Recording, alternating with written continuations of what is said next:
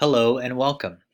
This presentation is designed to give you an introduction into Indonesian culture and help you understand how the country's cultural orientations impact workplace communication, motivation, and teamwork. Throughout this presentation, we will explore key differences between U.S. culture and Indonesian culture to better prepare you for success as a multinational leader. My name is Louis Colon, and I will be your guide. Before I begin, I would like to provide a general overview of topics that we will be discussing during this presentation.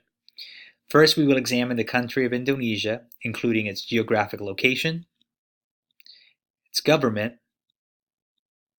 ethnic groups, and various religions. An understanding of the country should help provide context to the individual and social construct of the nation. Secondly, we will use the results of the Global Leadership and Organizational Behavior Effectiveness Project, or GLOBE project for short, to examine the cultural differences and orientations of Indonesians in comparison to U.S. citizens.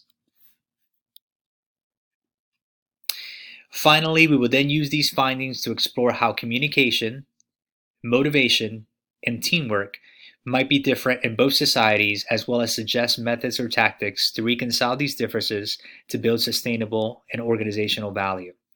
Throughout the presentation, we will use a biblical worldview to interpret these cultural dimensions and examine how these cultural differences are collaborated throughout Scripture. Let's begin by examining the country of Indonesia.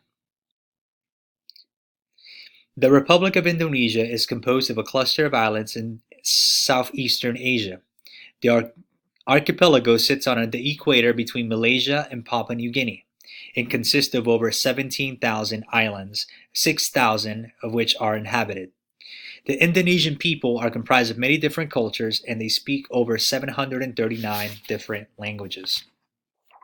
The country lies between the Indian and Pacific Oceans, making it readily accessible for trading and transit opportunities. There are 5 main islands that make up the country of Indonesia. These 5 islands are Sumatra, Java, Borneo or Kalimantan, Sulawesi, and New Guinea. The diverse lands and surrounding waters have an outstanding assortment of plant and animal life. The bounty of life serves as the country's worst enemy, as resource development threatens nearly every corner of Indonesia. Now let's explore and examine Indonesia's population growth. Statistical data from the 2018 census report of the World Bank reveals that Indonesia's population continues to be on the uprise. The population of the country has increased from 87,792,515 inhabitants in 1960 to 263,991,379 inhabitants in 2017. This is an increase of approximately 176,198,864 inhabitants over a span of 57 years. The graph demonstrates this increase in population size. Now, why is this important, you ask? Well, the population growth in Indonesia across the last 57 years indicates the potential opportunity for multinational companies to expand their market and explore marketable opportunities in this country. Now let's look at Indonesia's government.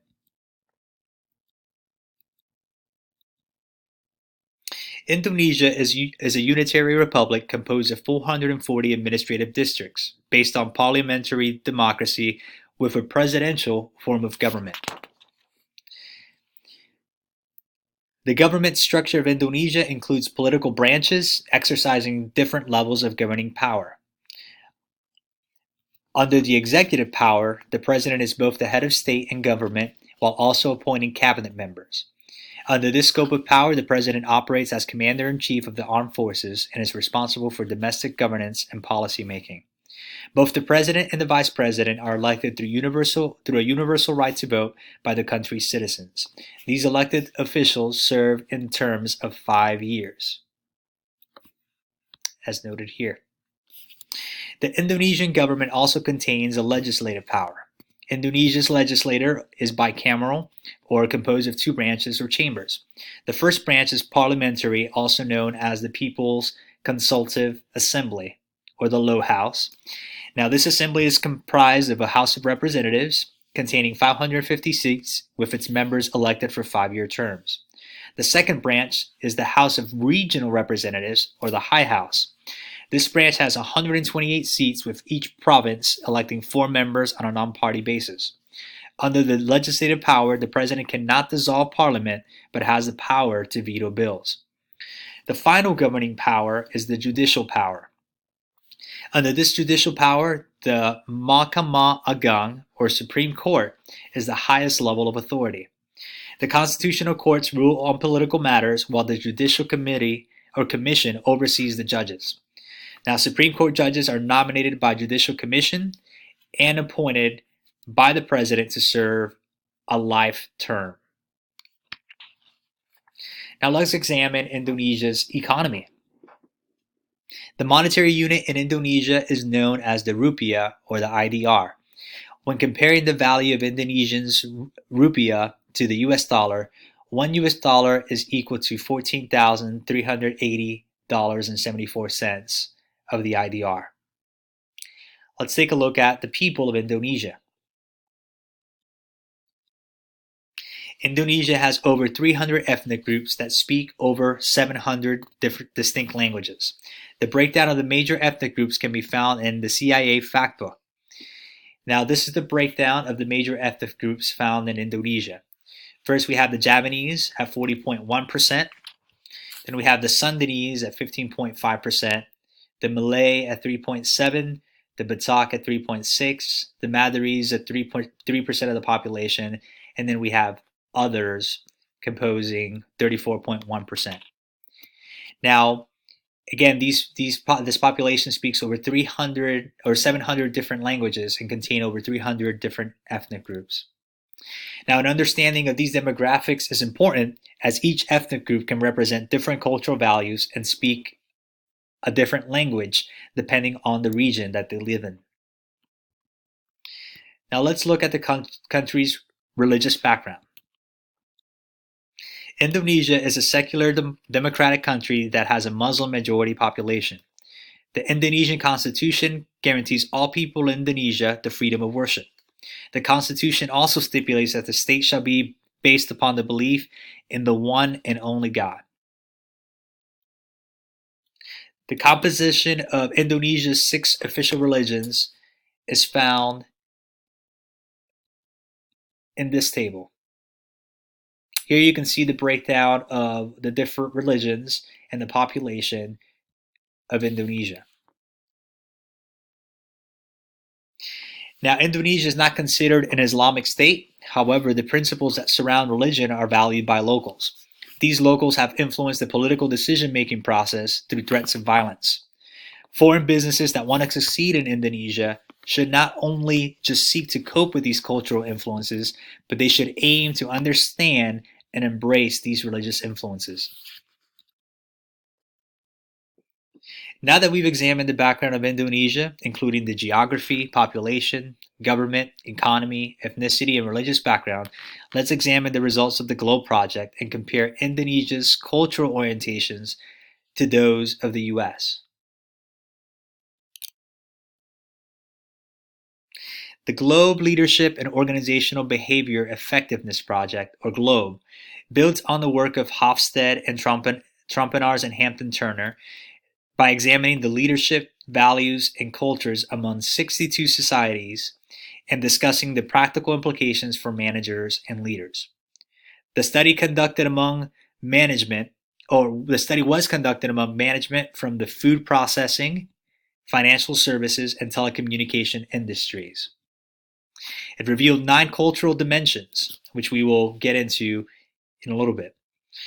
Now, a primary distinction from this model and previously examined cultural models is that the GLOBE cultural dimensions are segmented and categorized into values and practices.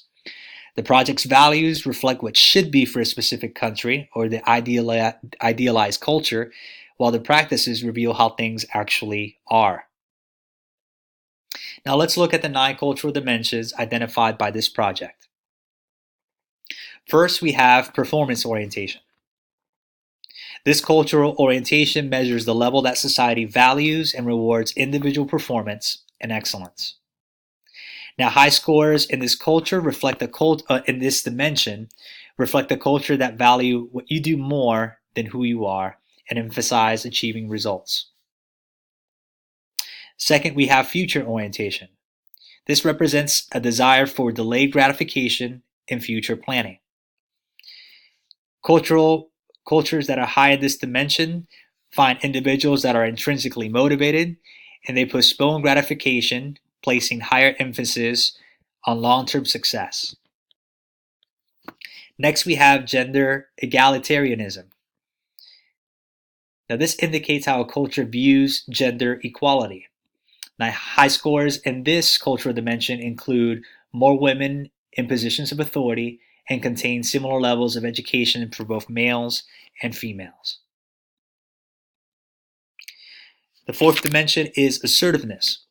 Now, this measures the affinity of a culture's tolerance to confrontational and aggressive behavior in relationships. Cultures that are high in this cultural dimension value competition and value equity and prefer environmental control. Fifth, we have institutional collectivism. This measures the level at which culture values and rewards collective distribution of resources and group loyalty. High scores in this cultural dimension stress importance of the group over individuals. Six, we have in-group collectivism. Now, this measures the level at which culture values and rewards collective distribution of resources as well as group loyalty. High scores in this dimension, we find people that have, or culture that has more extended family structures, and the self is viewed as interdependent part of groups. Seventh, we have power distance. Now, power distance measures the expectation of equally distributed power. High scores in this category supports a hierarchical society.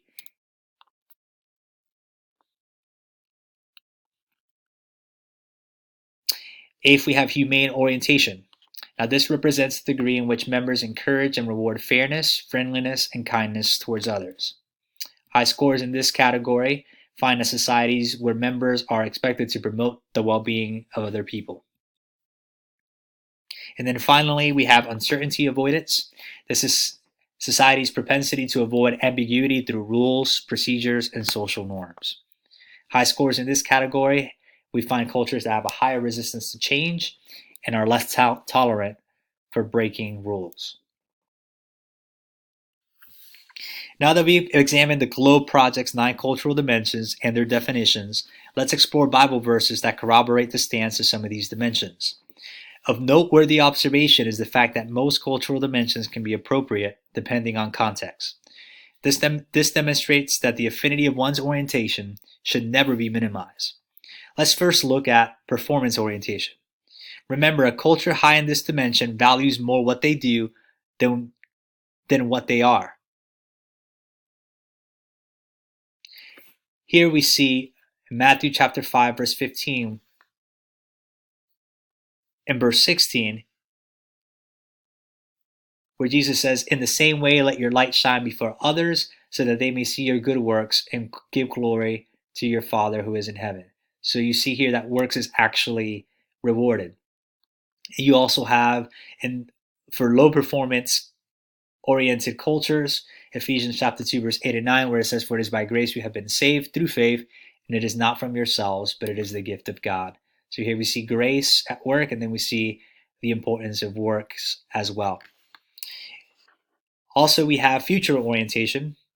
For those that are high in future orientation, we have a verse here found in Hebrews 12:2, where it says, "We do this by keeping our eyes on Jesus, the champion who initiates and perfects our faith, who because of the joy awaiting him, he endured the cross, disregarding its shame. Now he is seated in the place of honor beside God's throne." Understand that a culture high in this dimension delays gratification for long-term success, as Indonesia does, which we will see later on, over the U.S. And here Jesus did the same thing by delaying gratification and enduring the cross. And then we see low future orientation in Luke chapter 15, verse 11 through 13, the story of the prodigal son, where Jesus continued and said, "There was a man who had 2 sons. The younger one said to his father, "Father, give me my share of the estate." So he divided his property between them, and not long after that, the younger son got together all he had and set off for a distant country and squandered all his wealth in wild living. So here we see, on the other hand, those that don't delay gratification and those that have a low future orientation. They want answers now. Finally, we're going to see power distance difference in this. Later, we'll see that Indonesia scores higher than the US in this category. But as for right now, we find for those that are high in power distance, Romans chapter 13, verse 1 says, "Let everyone be subject to the governing authorities, for there is one authority except that which God has established. The authorities that exist have been established by God." So we see a hierarchy in the fact that we need to submit to those that are higher in power. Now in Matthew chapter 25, verse 5 through 11, we see the low context organizations. And this is actually where Jesus gets upset with the high power distant Pharisees who prefer places of honor at banquets and seek the most important seats in the synagogue, love to be greeted with respect in the marketplace, and insist that others honor them by their title, rabbi. He actually says, "The greatest among you will be your servant." Now that we've looked at Bible references for some cultural dimensions, let's compare Indonesia's GLOBE project results with those of the US. These are the GLOBE project scores for the values and practices in Indonesia.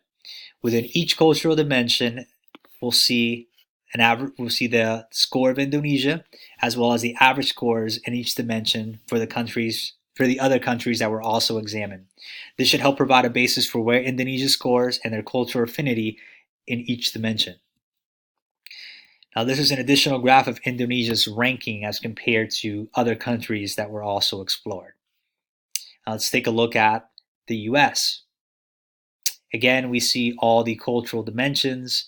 This is where the US ranks, and then the average scores of countries that were also examined through the GLOBE project. Understand that in both we have a practice score as well as a value score. And this is, again, an additional graph that would compare all 9 practice and value dimensions for the US. Now let's examine and compare these cultures and address their significance to business management and leadership. First, in the category of performance orientation. Indonesia and the United States differ considerably among the GLOBE project's 9 cultural dimensions.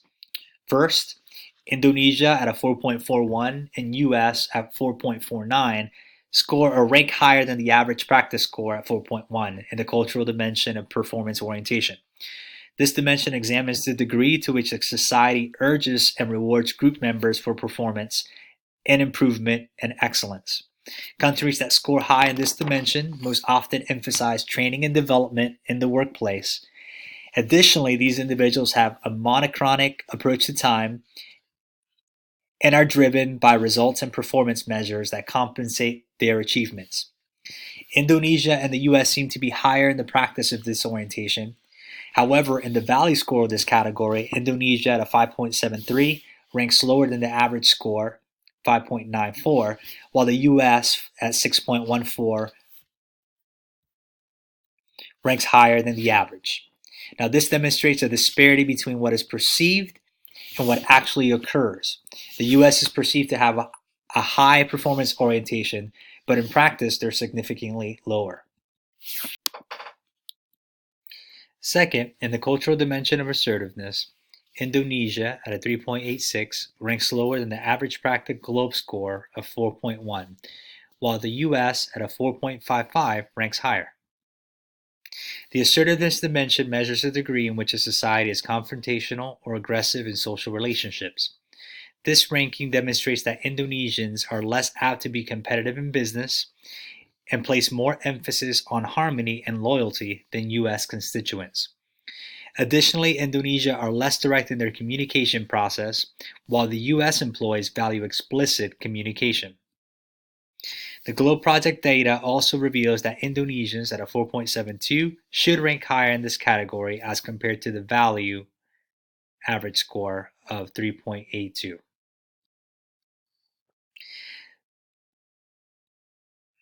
Third, in the cultural dimension and future orientation, Indonesia at a 3.86 ranks in the median for this category, while the US at a 4.15 ranks higher. The future orientation category measures the degree to which society's members engage in future behaviors such as planning, investing, and delaying gratification. This ranking reveals that U.S. employees are more intrinsically motivated, place a higher emphasis and focus on long-term success, and admire visionary leadership. In contrast, Indonesians are neutral in this category and can admire both leadership that emphasizes repetition and those that are able to navigate through uncertainty. In the value score of this category, Indonesia at a 5.7 ranks higher than the average of 5.49, while the US ranks at a 5.31, again ranking lower. It is important to note that disparity exists from what should be and what actually occurs organizationally. Fourth, in the cultural dimension of humane orientation, Indonesia ranks at a 4.69 and the US at a 4.17, rank higher than the practice score of 4.09 in this category. The humane orientation category reveals the degree to which society's members encourage and reward fairness, friendliness, generosity, and kindness towards others. This ranking demonstrates that both Indonesians and US citizens have an affinity to emphasize the helping of others and are motivated by a need to belong. In the value score of this category, Indonesia ranks 5.16, which is lower than the average of 5.42, while the US ranks higher.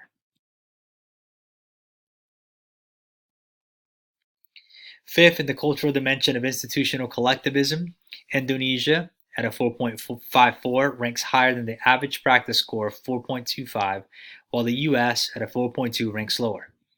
This dimension measures the degree to which collective action and distribution of resources is encouraged and rewarded. As an institutional collectivist culture, Indonesians emphasize group harmony and cooperation and reward the group over individuals. Additionally, employees are more inclined to develop long-term relationships with leaders and value workplace longevity. In contrast, U.S. employees are motivated by individual interests. These enjoy direct conflict resolution tactics and are motivated by individual interest. Again, the value scores are noted here. Indonesia ranks at a 5.18, which is higher than the average, while the US ranks lower. Six, in the cultural dimension of in-group collectivism, Indonesia at a 5.68 rank higher than the average practice score of 5.13, while the US ranks lower. This dimension examines the degree to which individuals express pride, loyalty, and cohesiveness in the organizations and families. This ranking indicates that Indonesians place high importance in meeting the expectations of family members or significant group members.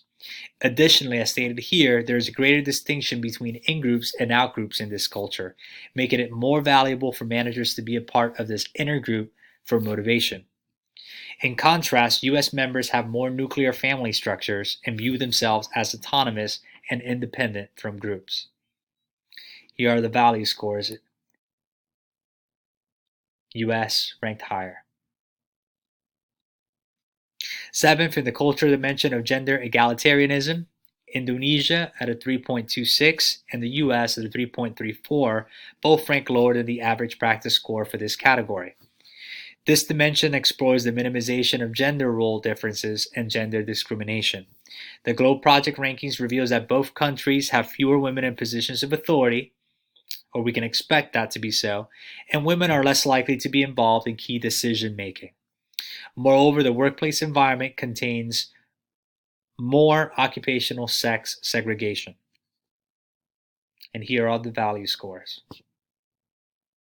Significant about this is there's a U.S. has a high disparity between women perceived in roles of authority and what actually is. This is something that needs to be addressed. Next, in the category of power distance, Indonesia at a 5.18 ranks among the median of the practice scores, while the US ranks lower. Now, power distance measures the degree in which members of a society expect and agree that power should be unequally shared. With a lower power distance, US citizens expect a lower differentiation between members in power or authority than those without. In contrast, Indonesian scores within the average make a clear distinction between those in authority and are expected to comply with management. And here are the average scores. Indonesia is tied with the median, while US scores higher than the average.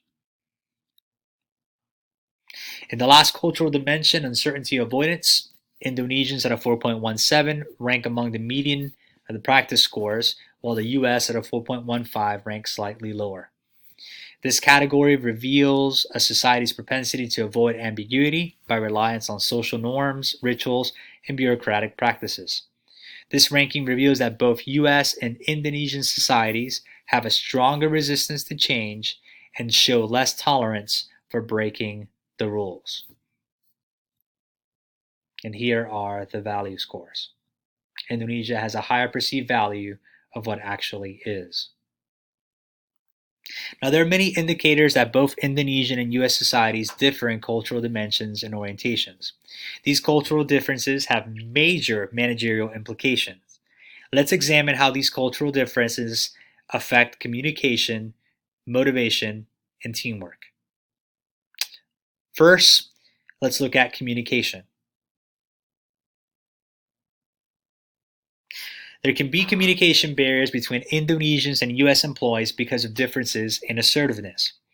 Indonesia has a low assertive orientation, while US scores high in this category. This means that US employees value explicit and direct communication methods, while Indonesians prefer subtlety in language. Managers must understand how to navigate through these distinctions. A US manager may want to be less direct and speak in a lower tone of voice when communicating with an Indonesian employee if he wants to establish shared meaning.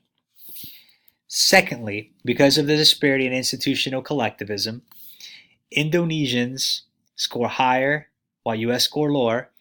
So Indonesians may prefer avoidant and compromising conflict resolution techniques, while the US employee may want a quicker resolution and not allow the conflict to linger. This means that US managers must exercise caution and patience when trying to expedite a solution. Finally, because of a higher power distance and in-group collectivism in Indonesia, employees are more willing to listen to their superiors without questioning their authority. US managers can leverage this relationship by establishing personal relationships with their employees and being perceived as part of the in-group. In contrast, communication barriers will be developed if US employees view themselves as autonomous from group cooperation. So in group projects, it's very important for US employees to be monitored and work together. Now, let's explore motivation. Motivated employees are critical to meeting organizational objectives. One of the factors that could affect Indonesian and US employees is their difference in institutional collectivism. Indonesians are socially oriented and are motivated by the need to fulfill obligations that relate with the group. In contrast, US employees are motivated by individual interests and capacities. Secondly, because of the assertive orientation, US employees are motivated by competition. Managers can develop and implement performance measures that spur on competition to accomplish strategic plans. In contrast, Indonesians value cooperation more than individual effort. This means that incentive plans must target group cohesion and collective rewards.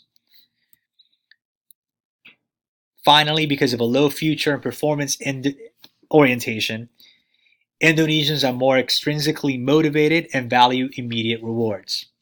In contrast, US employees are more apt to forgo immediate rewards for long-term success. Managers should develop incentive plans for Indonesians that reflect short-term and progressive rewards that value the individual over what they do. Now let's explore teamwork. In addressing teamwork, a multinational manager must evaluate differences in the cultural dimensions of institutional collectivism, in-group collectivism, and power distance. First, let's explore institutional collectivism. Indonesians are institutional collectivists and prefer long-term relationships with their managers. They should keep employees on the same team in order to maximize this. In contrast, U.S. employees or citizens are more individualistic and prefer short-term relationships.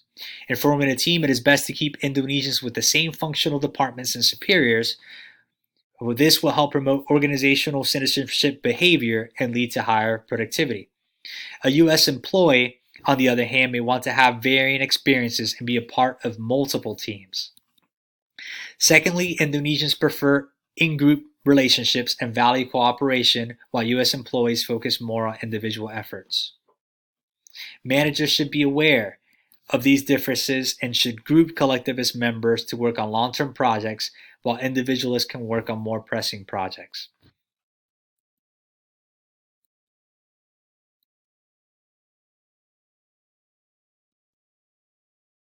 Finally, because of a higher power distance, Indonesians could experience barriers in innovation because of their willingness to follow authority without questioning or concerns.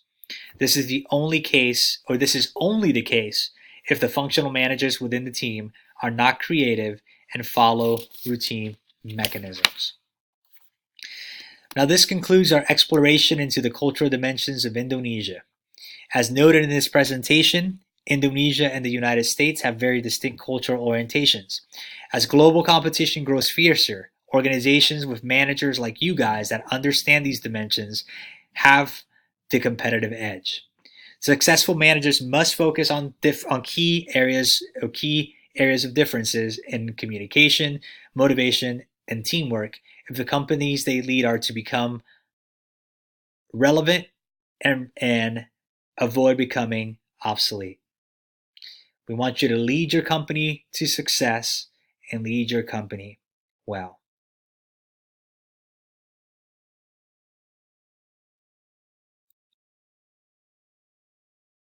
This concludes our presentation.